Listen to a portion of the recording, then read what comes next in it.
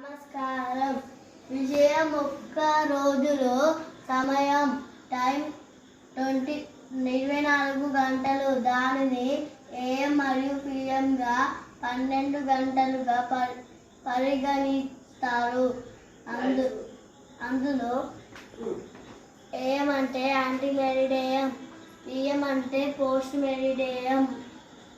ఒక్క రోజులో మధ్యరాత్రి 12 గంటల నుండి మధ్యాహ్నం 12 గంటల వరకు AM అని,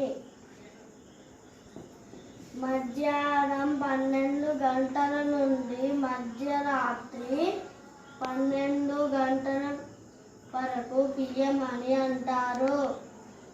థ్యాంక్ యూ. మీ అంబటి అందరూ థర్డ్ క్లాస్ MPPS చేసుకోవాలి స్కూల్. నమస్కారం. Thank you.